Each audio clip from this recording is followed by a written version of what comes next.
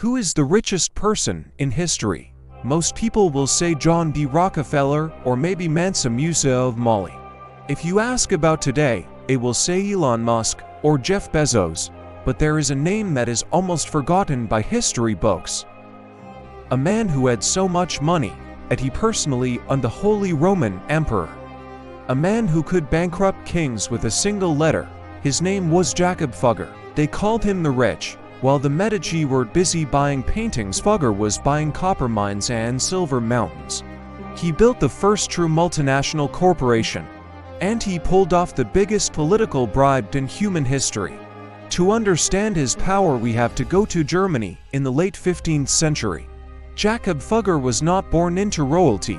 He was the son of a textile trader, but he had a cold and calculating mind that was perfect for finance. He realized that the old way of making money by trading spices was too slow. He wanted something faster. He looked at the Archduke of Austria, who needed money to fight wars and live a luxury life. The Archduke offered to pay back loans with taxes. Fugger said no. He said, "I do not want your taxes. I want your silver mines." It was a stroke of genius. Instead of cash, Fugger took control of the production of money itself. He monopolized the copper and silver trade in Europe. If you fired a cannon in a war, the copper probably came from Fugger's mines. If you paid a coin at the market, the silver probably came from Fugger's vault. But his masterpiece happened in the year 1519. The Holy Roman Emperor had died, and the throne was empty. It was an elected position. 7 powerful princes, called electors, had to vote for the new emperor. There were 2 candidates, King Francis of France and King Charles of Spain.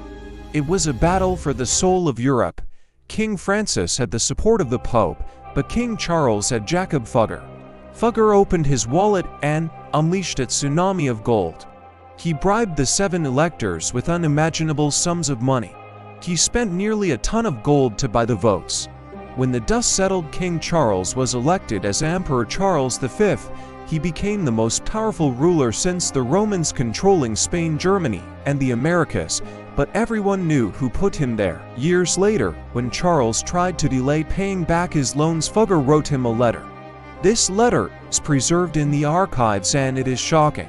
Fugger wrote, "It is well known that without me your majesty might not have acquired the imperial crown." Think about the audacity. A merchant telling the most powerful emperor on earth, "I made you and I can break you." Charles paid the money, but Fugger was not just a ruthless capitalist. He was a complex man. He was a devout Catholic who feared hell. So he built the Fuggerei in the city of Augsburg. It is the world's oldest social housing complex, still in use today. He built homes for the poor workers of the city. The rent was set at 1 Rhenish guilder a year. And 500 years later, the rent has not changed. People living there today still pay less than $1 a year for rent. But there is a catch. They have to pray 3 times a day for the soul of Jakob Fugger. Even from the grave, he is still making deals. He trades cheap rent for prayers to save his soul. Jakob Fugger died in 1525.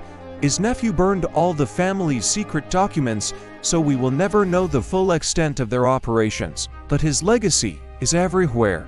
He created the concept of a new service to get information before his rivals. He created the model of political lobbying that rules Washington and Brussels today. The Medici wanted to be loved. Fugger only wanted to be paid. He proved that if you have enough gold, you don't need to be a king. You can be the kingmaker. In today's world, we see billionaires donating to super PACs and funding campaigns. We worry about the influence of money in politics. But Jakob Fugger wrote the manual for this 5 centuries ago. He showed us that the person on the throne is not always the person in charge. Real power is often invisible.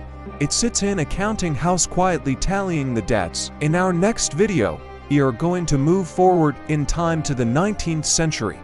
We will meet a family that took Fugger's model and expanded it to the entire globe.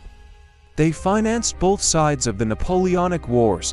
They created an information network faster than the government. Get ready for the Rothschilds. Subscribe to Hidden Logic to see how the puzzle pieces fit together. See you in the next one.